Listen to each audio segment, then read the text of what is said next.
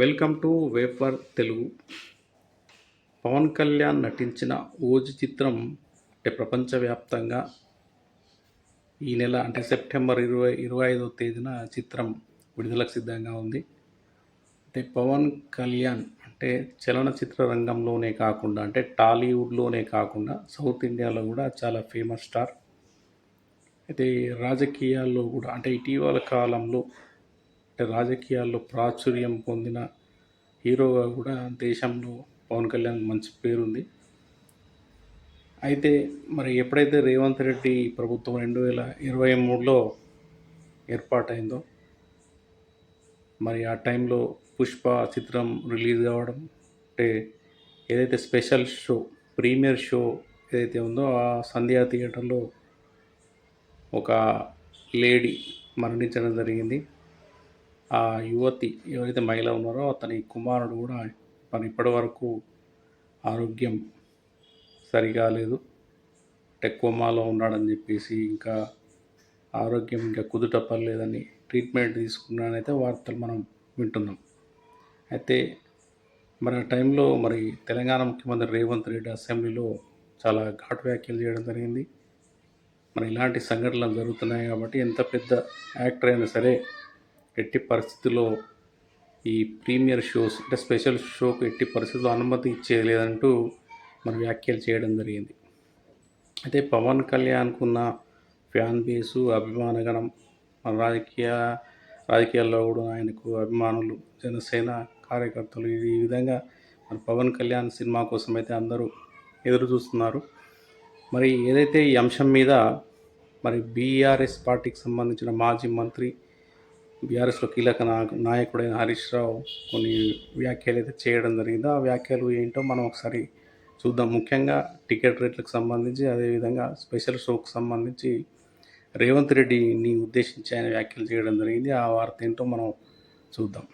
AP deputy CM Pawan Kalyan నటించిన OG cinema ticket rate పెంపుదలకు అనుమతిస్తూ తెలంగాణ ప్రభుత్వం జారీ చేసిన ఉత్తర్వులపై బీఆర్ఎస్ ఎమ్మెల్యే మాజీ మంత్రి హరీష్ రావు ఎక్స్లో ఆసక్తికర వ్యాఖ్యలు చేశారు. ఈ నెల 25న ఈ చిత్రం విడుదల కానుంది. ఈ సినిమాకు టికెట్ రేట్ల పెంపుతో పాటు ఈ నెల 24వ తేదీ రాత్రి 9 గంటలకు 800 రూపాయల ఒక టికెట్కు 800 రూపాయలు రేటుతో స్పెషల్ షోకు అనుమతిస్తూ హోంశాఖ శుక్రవారం ఉత్తర్వులు జారీ చేసింది. హోంశాఖ సీఎం రేవంత్ రెడ్డి వద్దే ఉండడం గమనార్హం.